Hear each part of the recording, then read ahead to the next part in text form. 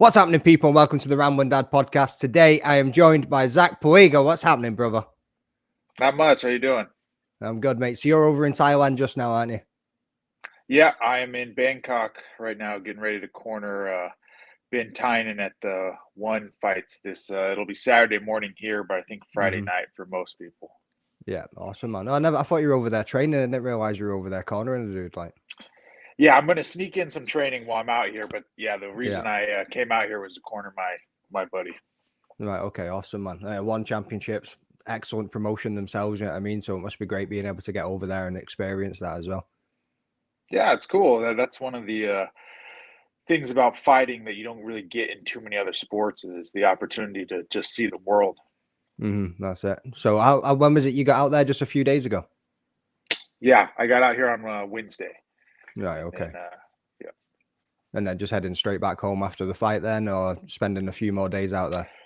No, I'm going straight home. I've got I'd love to stay out here. Been staying out here for a while, but I've got kids and stuff, so Yeah. got to get home to them right Oh, after the fight. I know the feeling, mate. How old are your kids?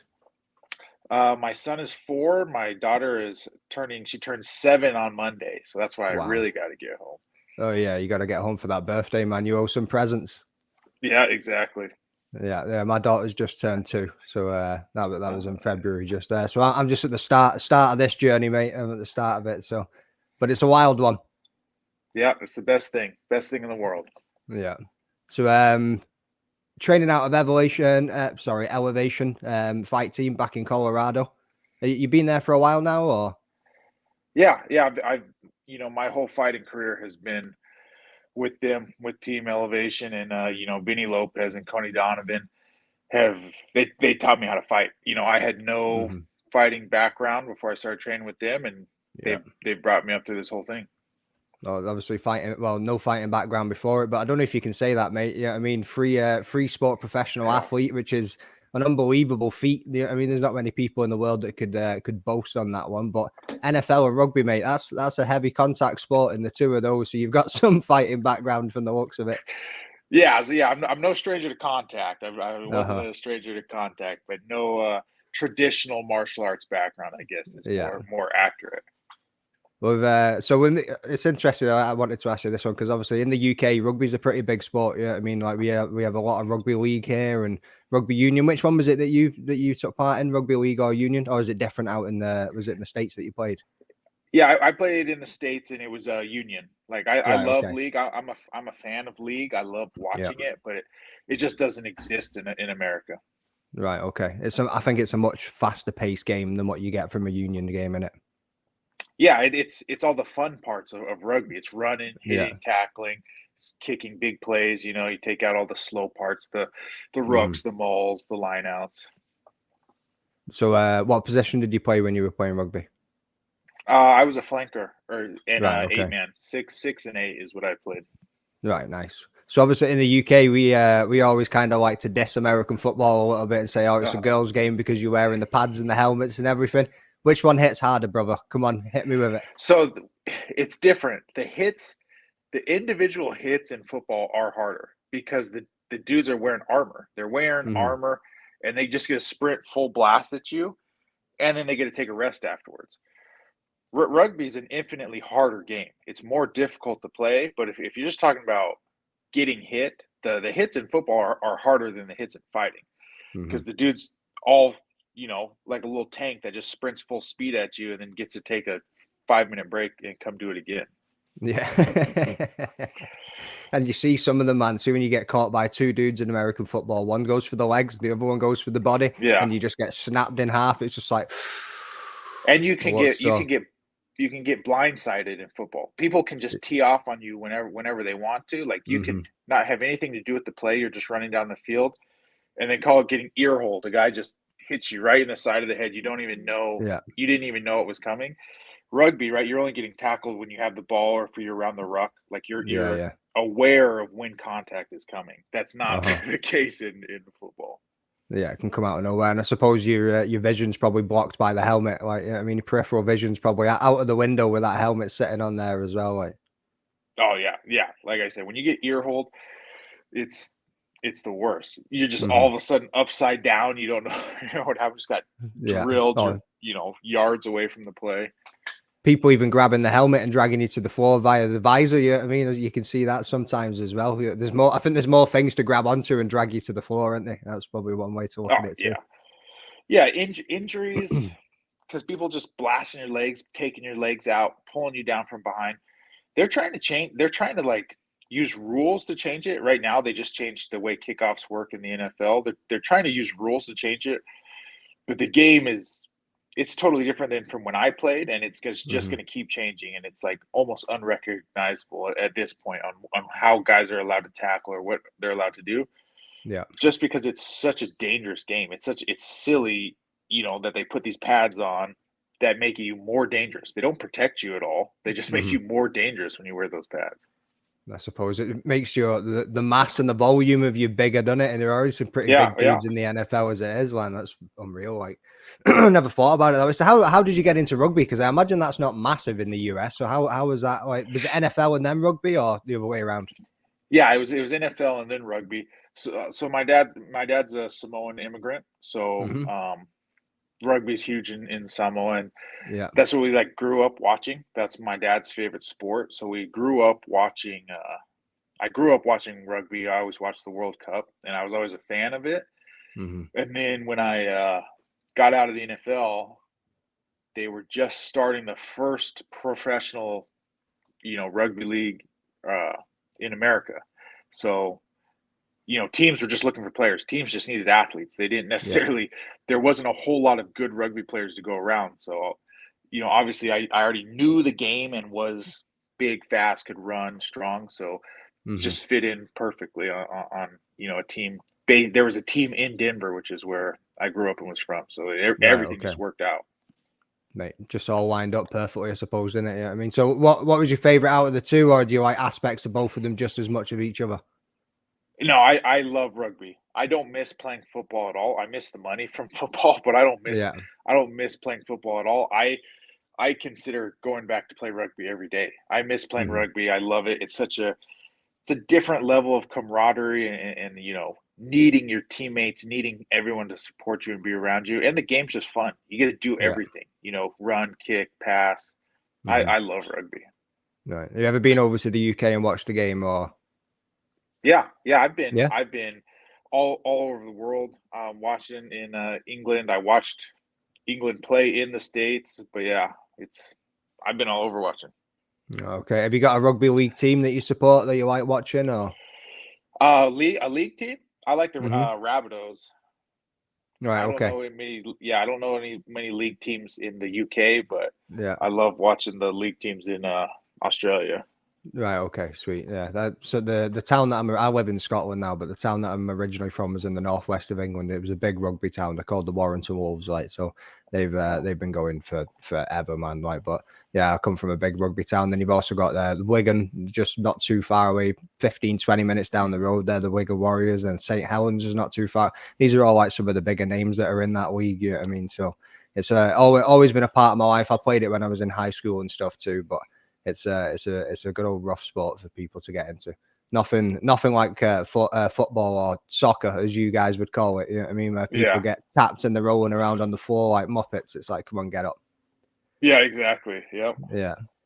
So obviously you made your amateur debut in 2019, mate. So that, yeah, I mean, quite late for you to be getting into MMA, but well, not with late, but that's what some people would consider how you've gone through your athletic career, that you've came into the game a little bit later than what some other people would have done. So what was it that interested you to move over from NFL rugby and into MMA? So I'd left playing rugby because in the US it is fully professional, but it's not like Hmm. it doesn't pay great. Like it does, it's not like you could probably support yourself off of it, but I had just had my daughter and couldn't support a family, just with my rugby salary. So I started working and just wanted to stay in shape and Hmm. do something that took place inside because it's cold and snowy in Colorado, and Yeah. I was tired of playing football and rugby outside. So I just started doing jujitsu just for fun, just Hmm. just purely uh, as a hobby. just like as a hobby, and I was started job as a police officer. Right. So Okay. I thought it'd help me on the force, and it be a good thing to learn. Hmm. And I just happened to go to the gym that Elevation Fight Team trained out of, and they didn't know who I was. Like they didn't know my athletic background at all. But big guys are hard to come by in MMA. There's not a whole Yeah. lot of big bodies. So they saw me rolling and doing jujitsu and just asked me to come in and train with Curtis Blaydes, just that he needed somebody to roll with. He needed a big A guy to big do dude. jujitsu with. Yeah. Hmm. So I said, sure. I came in and like he wrecked me. He destroyed me, but he's number 4 in the world. Yeah. And so I'm like thinking about it. I'm like, if that's number 4 in the world, I want to try this. I want to try Hmm. taking some fights. So I got with his coaches, the guys I said, Vinny Lopez and Cody Donovan, and they just brought me up, taught me striking, taught me, wrestling, more everything I Hmm. needed to complement just the jujitsu that I knew, and I just fell in love with it. Yeah. Absolutely loved every aspect of it. The competition, the training, the teammates. I loved all parts of the game, and so yeah, I just started fighting, and I was a cop and fighting at the same time. Turned pro at 32, which is super late in the game. We Hmm. got 18-year-olds in the UFC right now, so I turned Yeah. pro at 32 on the LFA, and I didn't take any easy fights, but everything just worked out. Ended up getting on the Ultimate Fighter, made it to the finals of that, and Hmm. just been kicking ever since. Yeah, I was going to get onto the Ultimate Fighter piece as well, just how that experience was for you and what it's like coming through a series like that. Was it kind of like a dip into the UFC to kind of see what it feels like, or did it feel completely different to what it feels like for you now? Yeah, it was good exposure. It was good exposure and just feeling it, so I quit being a cop. I quit my job right before that when I got up when I knew I was going on the show. But it was just a good exposure to the life of a full-time fighter because you can't Hmm. do anything on the show except train, eat, sleep, train, and then Yeah, bother your teammates. Like that's what they want you to do. They want you to create drama do and on bother TV, people. yeah. Yeah. Uh-huh. But there's nothing to do. There's no distractions. So it was a good introduction to that. And I honestly loved it. Like this is where me being older was like a strength. Like Hmm. I knew what I was there for. I didn't really get caught up in any of the drama, and I had tons of success on the show. Like that launched my whole career. Yeah. People getting to know me through the show, and then me winning fights on the show. Whereas a lot of the younger people were losing their minds without cell phones and Hmm. TV and stuff to distract them. They're losing their minds. Yeah, it's a funny generational point that, innit? I mean, we grew up. How old are you now? 35. Yeah. So Yeah, yeah, exactly. It just reminded me of being a kid, yeah. reading shampoo bottles in the bathroom and stuff like Yeah, that. Just like I'm 33, so I'm not far behind you. So I know what it was like when we were growing up, mate. Yeah, I mean, there wasn't really much there for you to go and do. It was read a book, or like, yeah, we had TVs and we had movies, but there wasn't many channels on the TV back then either. Like so, and none of these people are used to it these days. So it must have been a massive transition for them, where you were there, family man, got a daughter. You know what I mean, your son probably wasn't far off that point too. So you knew exactly what you were there for and could focus. yeah, exactly. And it was so easy for me. It was simpler because I didn't have anything to distract me. And for these Hmm. young people, like I said, people were losing their minds. Like there was good fighters in the house that didn't fight well because they were so just lost without having a phone to distract them. Yeah. So how many years were you in the force then before you set up with that one? 7 years. I was it 7 years. was Right. Okay. 7 years. Yeah. Is it something you would go back to post fighting, or do you think you're going to look at going into coaching roles and continuing working within the MMA? Yeah, I will if you see me as a cop again, then things have gone horribly wrong. It is not my goal, Right. especially just with the way I just am not.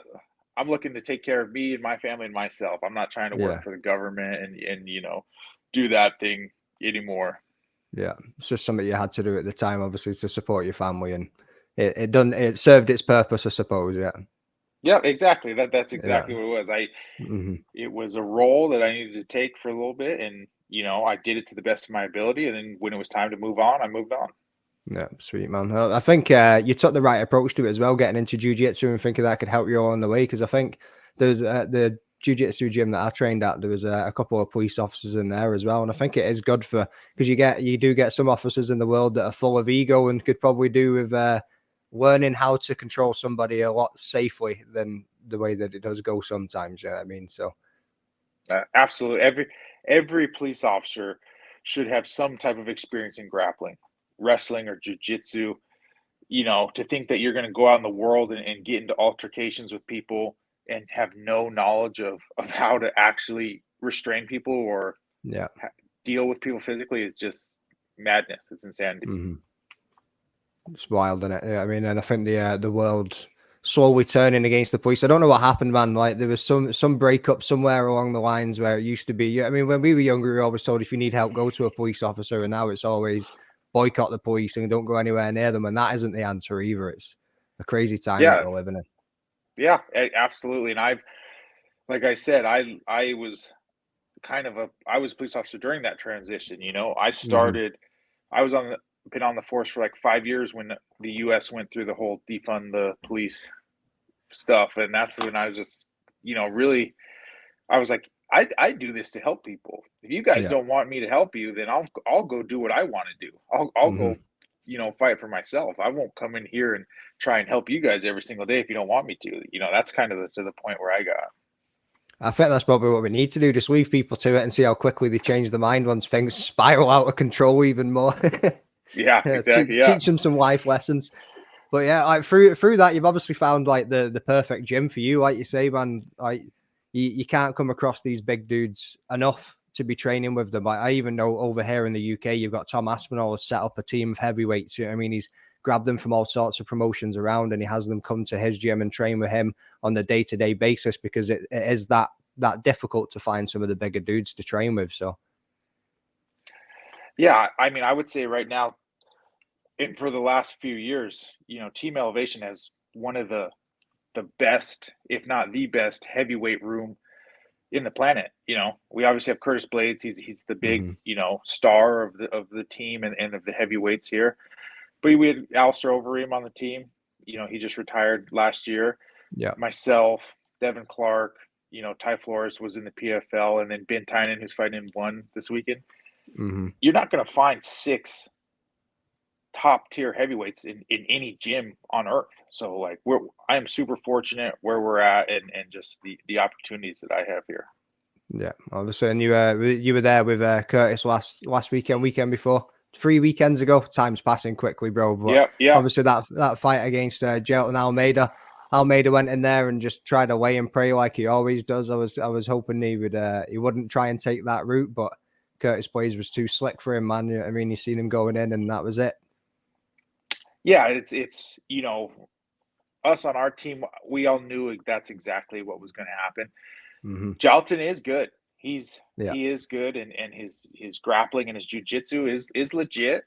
But if you ever try to grab a hold of Curtis, like he's a different type of human being to try and grapple, right? The only people who've ever beat him are people that have nuclear bombs in their hands, right? For Francis and Sergey and Lewis. Derek Lewis have all caught him. Other than that, Curtis has beat, whatever he's got now, 19 wins. Like, if you can't knock him out, you're not going to beat him. And you're definitely not going to wrestle him into submission. So, I think the odds were maybe even going in that fight, but that fight went exactly how we all expected it to. He breaks people over the course of the rounds that he's in, man. He just breaks them, whether it's his elbows or the wrestling or whatever it is. He just the way that he leaves his opponents looking when they walk out of the octagon is a sight to behold sometimes. Like, yeah, he's a savage, man. I think he's the best fighter in the world. I'm hoping we get him versus Tom, and we can really find out who is the best fighter on planet Earth. Yeah, well, that's why also kind of why I mentioned Tom there as well, because you guys all have similar setups in your gym where you're trying to get these heavyweights in so you can work towards being the best in the world. And obviously they had that fight in London that didn't end great. Obviously, you had the injury with Tom, so it was kind of left it unsettled and unanswered how that fight would play out. And I think fans from both sides of the pond would love to see that one get matched up again. Yeah, me too. And like I said, I hope they do. And I don't have any relationship to Tom. I don't know him at all, but I do rate him. It's between him and Curtis. Like, if we want to find out who the best fighter on the planet is, Tom and Curtis need to fight. That's what it is. John may have that belt that they gave him for beating Gon, but he's not the best fighter on the planet. It's either Tom or Curtis, and I want to see them fight and find out who it is. I know, same, mate, same. And I think it's a shame the way the heavyweight division's getting held up at the moment as well. I mean, with obviously Jones being out and only wanting to fight Stipe, and it seems like they're both going to have these retirement fights, and it's just kind of fizzled to this point now where we're going to wait 12 months to watch this one fight, and then you guys are going to walk off whilst you leave everybody else in limbo with the way that the division's sitting right now. But the heavyweight division is stacked at the moment too. I mean, it's a great division to be in, but yeah, and that's killing it. It's such a weird situation that we have right now, where John will only defend the belt against one guy who's not even ranked or hasn't fought in like 3 years. Like, it doesn't make any sense at all. And luckily, we have the interim belt. We're fortunate that happened, and we can kind of just pretend that that's the real heavyweight belt, since John's either going to fight Stipe or he's just going to release it, and then after he fights Stipe, they're both going to retire, whoever wins it. Yeah, I mean, see if he makes us wait 12 months just to release it. I think everybody's going to be pissed at that. Nobody's going to be how about you've made everybody wait this long, where we could have been having these matchups like a Curtis Blaydes Tom Aspinall rematch. I mean, and you've had people just sitting there chilling just so you could be the king of the division a little bit longer. That'd be a bit of a piss take, I think. You're not wrong, but I don't know if that's not much worse than him coming out and fighting Stipe, and they're pretending whoever wins that is the best heavyweight fighter in the world. Yeah, I suppose. That is one way to look at it as well. And so obviously, Curtis called Tom out after the Almeida fight. Tom has said that, I'd love to run that one back, and he would accept it. So hopefully we'll get something in the pipeline soon enough. I mean, they're talking about another UK card in July. I was hoping it was going to be Curtis Blaydes on that one, but we're yet to hear any news coming out about that card or that fight. So that's what my fingers are crossed for. Me too. I know, and I know Curtis wants that too. I think it's the end of July in Manchester. Like, it makes total sense. I don't think they put anyone on the card yet, but it's either got to be Tom or Leon. One of those two should be the one defending their belt on that card. So maybe both. That'd be a cool card. Well, I think they're leaning at both. Obviously, Bilal's been sitting there waiting on his shot for ages, and Dana did mention, you've got 2 champions in the UK now, so we're looking at doing a pay-per-view card. It'd just be interesting to see who he puts as the main event. Would it be Leon, who is the champ, or would it be Tom as an interim champ and have that belt on the line against whoever they're going to put him against? But yeah, we just need to wait and see on that one. Yeah, I hope it happens. I really do. Yeah. So obviously, let's talk a little bit about your career in the UFC as well, mate. So obviously, the last couple of results haven't really gone your way, but what's the learnings that you've taken from them, and what you're looking at developing in your game moving forward? I'm just trying to be more well-rounded, and to use all my skills. When I got to the UFC, so like I said, I started jiu-jitsu, and all my fights leading up to the UFC, I was primarily a grappler, grapple heavy, take guys down, ground and pound. And I got in the UFC, and I had a big knockout on my last fight on the show on The Ultimate Fighter before the finale, and I just wanted to come in and make waves right away and try and make a big name for myself. And I kind of abandoned my game plan, started going for knockouts, hunting knockouts, and it clearly hasn't worked out for me. There's like my fight versus Bukowskis. I do think I won that fight. The people that matter, the judges disagreed with me. So, but then obviously my last fight against Bogdan Guskov, there's no reason for me to try and strike with him. That was his best aspect, right? He was a big time KO guy, and I went in there with a little bit of ego, trying to match up with him, and he KO'd me. Like, that was just a poor fight IQ, poor game plan on my part. So I'm just trying to improve all aspects of my game, trying to bring my full arsenal to Yeah. every fight and not just hunt KOs, especially Hmm. at the highest level that I'm fighting at now. And I'm also considering a move back up to heavyweight. I had a lot of Right. Okay. success on the Ultimate Fighter as a heavyweight. Yeah. I naturally walk around 240, so the weight cuts aren't like easy for me. Like I'm Hmm. taking big weight cuts and having hard fights. So Yeah. I'm feeling like maybe going back up to heavyweight and just being the faster, uh, like better cardio fighter might be an answer, might be a good career move. Hmm. But again, you know what I mean, early in your career, still like from the time that you started MMA to where you are now, so it's all, yeah, I mean, trial and error, for the lack of a better word. I mean, you're figuring it out. You're figuring out what works for you and what style works for you. And everybody chases those knockouts once you feel it as well. I was speaking to Matt Frivola the other week, and he was the same. He was like, he was like, obviously, what got him to the dance was his jiu-jitsu and his grappling skills at the start of his Mm-hmm. career. That's what you've seen him doing more. And then as he's progressed on, he was like, I got hungry for that knockout, brother. And that's just kind of where it goes. I think it's those highlight reel moments that, I don't know if you play golf, but it's like when you hit a cracking shot, you're like, yeah, I want to come back and do that again. And you forget about the rest of it. Yeah, exactly. And it's not knockouts are just this thing that like the harder you chase them, the faster they Hmm. run away. Yeah. When you get knockouts, it's usually a punch that you weren't expecting. You usually are surprised when you knock someone out.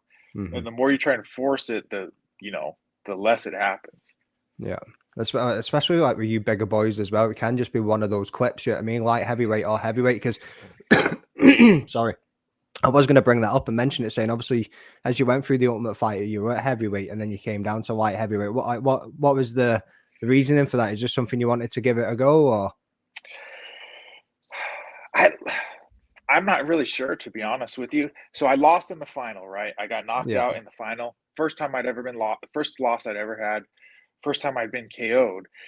And it was kind of this thought of like, oh damn, maybe these heavyweights hit too hard, and then turns out light heavyweights don't hit much softer, but they're a lot faster. Yeah. So I don't know. It was just kind of this idea that like I can make it, so why don't I try? Hmm. But maybe, it's not something I have experience with. I didn't wrestle growing up. I don't have tons of experience cutting weight. Kind of makes my whole camp about making weight when I'm fighting at light heavyweight. So, like I said, I'm right now I'm leaning towards just fighting a heavyweight again and not doing the cuts anymore. Yeah. Okay. So obviously you said jiu-jitsu was what started it, but as you've developed your game a little bit more now, as you're entering more areas of MMA, is there a certain aspect of it that you enjoy more than jiu-jitsu now, or you just all round putting it together the thing that you love? So I love striking. I do love striking. I love Muay Thai. Like I said, I'm out here in Thailand. I'm gonna go Yeah. get some lessons with some of the best crews, in the world. I Hmm. love striking. I love Muay Thai. Uh, but I'm very early to it. Like I said, I turned pro at 32. Yeah. Made it to the UFC in 3 years. I've got a lot of growth to go through. Hmm. And you're probably you're in the right weight division for that as well. I think. Yeah, I mean, light heavyweight age isn't really a thing that people think about too much when you're in the bigger divisions either. Yeah, I mean, you could keep going 39, and you still got another 5 years, 6 years there that you could be fighting for in a heavyweight division. No, yeah, absolutely. You know, I think John's a year older than me. Like heavyweights, they hold their power Hmm. for a long time, and that's another reason I kind of want to just fight heavyweight, just to extend my career. Yeah. The cuts get harder and harder as you get older and older.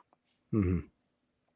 It give you some time to put a run together as well and work your way towards a title opportunity in the future if that was something you wanted to go for. You know what I mean? So have you got anything lined up, or are you taking some time away at the moment? No, I'm just trying to figure out. So I am a free agent right now. Like I said, after this last loss, the UFC released me. So I'm just trying to figure out, so weight class. Obviously, got to figure that out first. But just figure out what promotion looks like the best way to go at this point. Like I said, I'm out here with one championship.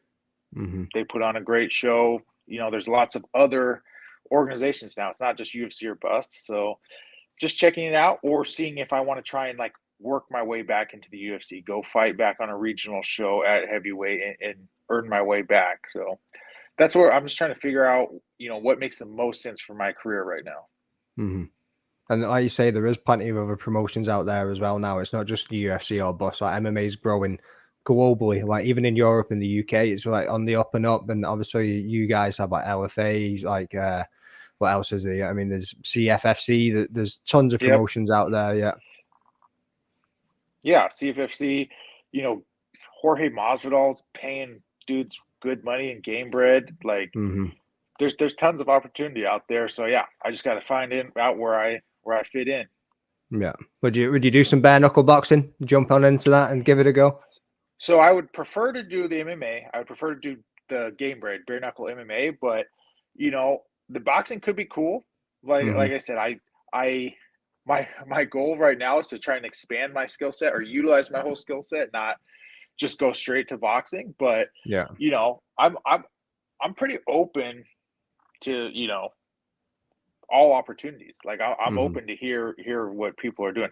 I would prefer to stay in the MMA realm though. Yeah, I don't fancy myself a boxer really. I'm at the very least I would try like to fight Muay Thai instead of just straight up boxing. But I would like to stay in MMA if I have a choice.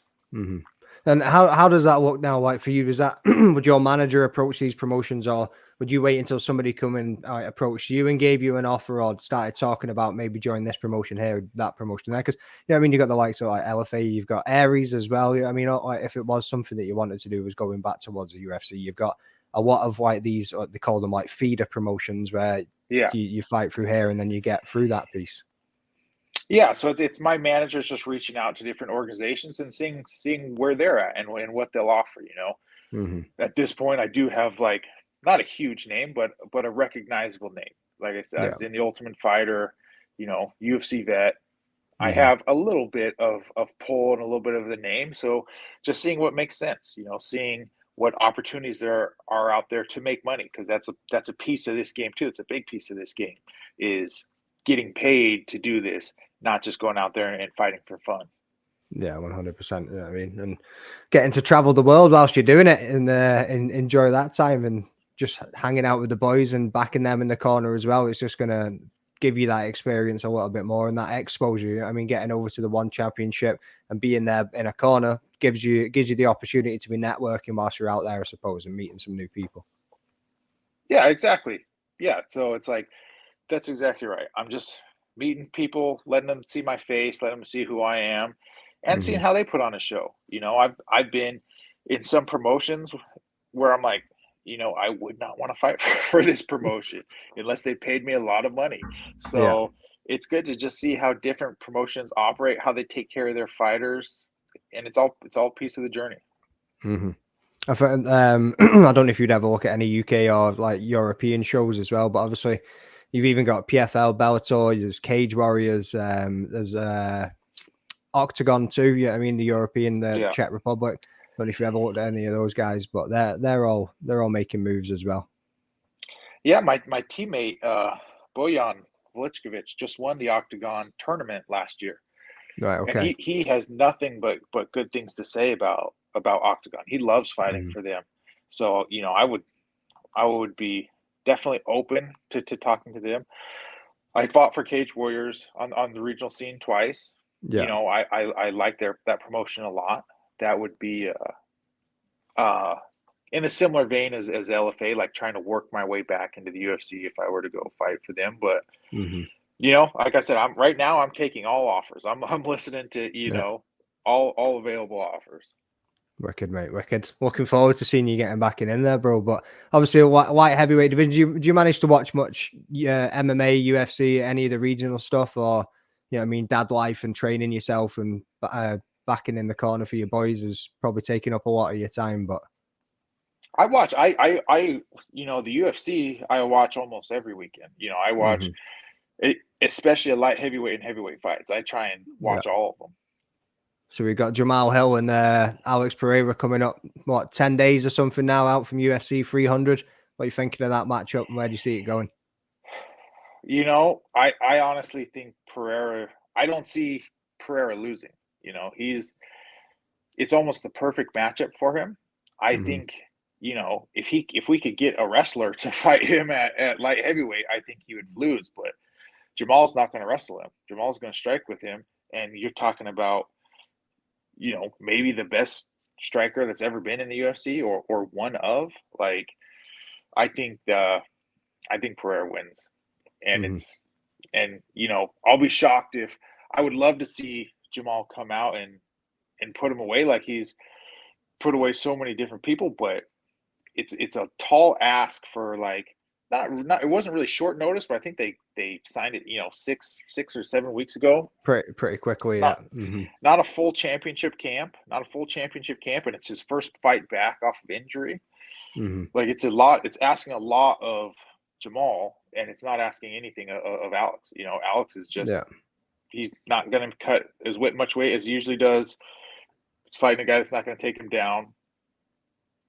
You know, I don't see Pereira losing. That's what I'm leaning to as well. I think the leg kicks are going to come out, and that man's got some nasty snap in those leg kicks as well. You know what I mean? And if he can stop Jamal using the range and back him up towards the cage, so that's where it's all going to play into his hands with his kickboxing experience and that left hook. You know what I mean? So Yeah, it's gonna be interesting. And his kicks, I wish he would, like, do an instructional on how he throws his kicks. He throws them so different, but they're so yeah. effective. But they're not like, if I walked into one of the gyms here and was throwing my kick like that, they'd tell me to stop doing it that way. You know, Mm-hmm. so Yeah, it's dead they've short, isn't it? It's weird how he yeah, generates so much power in a small like range of motion. It's crazy, like. yeah, they're so. Everyone that's fought him has, you know, talked about him messing their leg up with that Mm-hmm. short, like almost kicking upwards, like upwards angle calf kick. Yeah, getting it from underneath, I suppose, and really getting right underneath the tissue is probably why it does so much damage, isn't it? Yeah, yeah, you know, or he's just got that power. He's just got the power, Yeah, like with his left hook. You know, just got that weird, crazy, freaky power.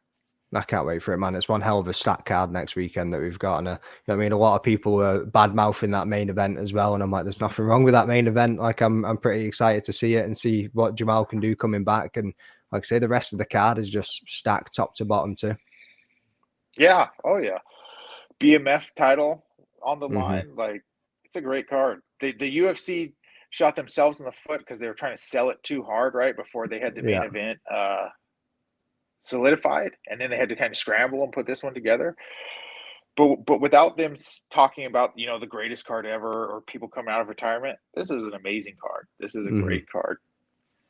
Yeah, I think without that build up of saying, "Oh, this is going to be amazing," this and making people wait and wait and wait. Any other day of the week, people would have been going absolutely mental about this card. But then, because of how that all played out, they've kind of just been shitting on it a little bit. But that's what you get sometimes in the MMA community. It's brutal, but it is what it is. Yeah, that's just it is the MMA fans, like, they don't let anything go. They don't ever let anything slide. No, if it's memeable, it's getting made. That's how they look at it, Yeah, especially on Twitter as exactly. well. Yeah, it's nuts, isn't it? Right, bro. We'll wrap this up, and I'll let you get going. So, what's like you say, weight cut today, fights tomorrow, and then back home on the Saturday or the Sunday. Yeah. So yeah, you know, luckily Ben's a heavyweight, so Oh, so no weight cut. He just does what he yeah, does. Yeah, we're gonna go eat dinner. We're gonna go eat dinner. He'll weigh in. We'll do the ceremonials tomorrow. Fight Saturday morning. Fly out Sunday morning. yeah. That's like the best bit about it because I'm like 6'1", but I'll probably walk around at about 180 pounds. You know what I mean? But I can fucking eat with the best heavyweights out there, I Yeah. suppose. So that must be the best thing about being a heavyweight is just getting to eat what you want when you want. Obviously within Yeah. reasoning, so you're not being sluggish and everything, but still eating healthy. But you just get to tan as much as you want, man. I think if I was to fight in MMA, I'd want to be a heavyweight too, because fuck doing a weight cut. Like I said, there's some people that have a skill at it. Like, Hmm. bringing up Pereira again, the fact that he was able to make middleweight is insane. Like, that's a skill Yeah. that he has. But, you know, and this is my belief now. Like, if you don't have that skill, trying to make a lower weight isn't always helpful. It's not always, you know, just to fight lighter. So, like I said, I'm leaning very heavily to just fighting heavyweight, eating healthy, but fueling myself correctly as much as I want to. Right, bro. Well, looking forward to you getting back in there. Hopefully you get signed to a promotion soon and we get some fight news, mate. But it's been a pleasure to talk to you, man. And thanks for jumping on. You know what I mean? All the way from Thailand. You've got a busy schedule ahead of you right now. So I appreciate you taking the time. But just before I let you go, give your socials a shout out and let people know where to find you. Yeah, so it's Zac Pauga, ZACPAUGA on everything: Twitter, Instagram, Facebook. Look me up. Awesome. Right. Cheers, brother. You take care, mate, and safe travels back home as well once your weekend's done. Thank you.